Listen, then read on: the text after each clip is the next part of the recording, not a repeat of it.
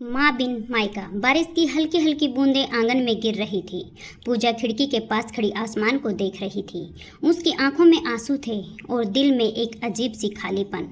आज उसकी माँ को गुजरे पूरे 2 साल हो चुके थे, लेकिन उसे आज भी लगता था जैसे माँ अभी रसोई से आवाज़ देंगी, पूजा बेटा चाय बना दूँ। लेकिन अब वह आवाज़ हमेशा के लिए खामोश हो चुकी थी। शादी के बाद पूजा पहली बार अपने मायके आई थी। पहले जब भी वह मायके आती, उसकी माँ दरवाजे पर खड़ी मिलती।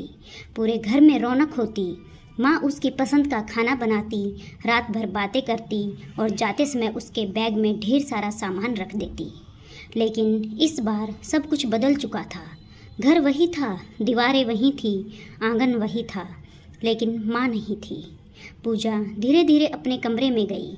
अलमारी खोली तो माँ की पुरानी साड़ी की हल्की सी खुशबू अब भी उसमें बसी हुई थी। उसने साड़ी को सीने से लगा लिया और फूट फूट कर रो पड़ी। तभी उसके पिताजी कमरे में आए। उन्होंने पूजा को रोते हुए देखा तो उनकी आंखें भी भर आई। बेटा, उन्होंने धीमी आवाज़ में कहा, तेरी माँ तुझे बहुत याद करती थी।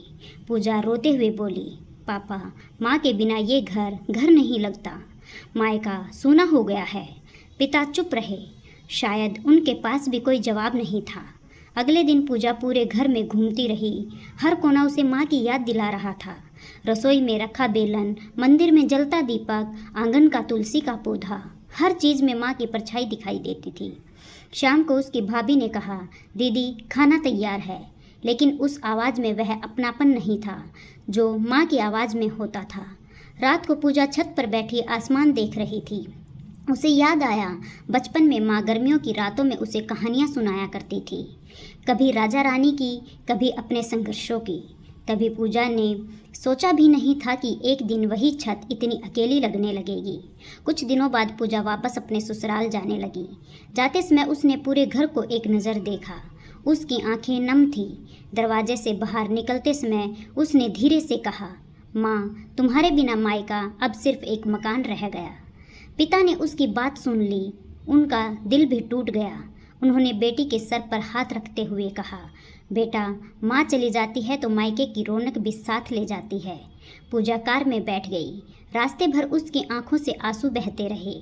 उसे समझ आ चुका था कि माँ सिर्फ एक इंसान नहीं होती, माँ पूरे घर की जान होती है।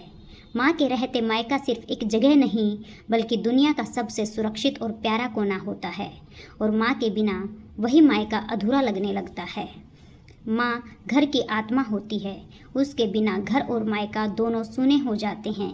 इसलिए हमें अपने माता पिता की कदर उनके रहते ही करनी चाहिए। आपकी इस कहानी के बारे में क्या राय है, कमेंट बॉक्स में ज़रूर बताएं।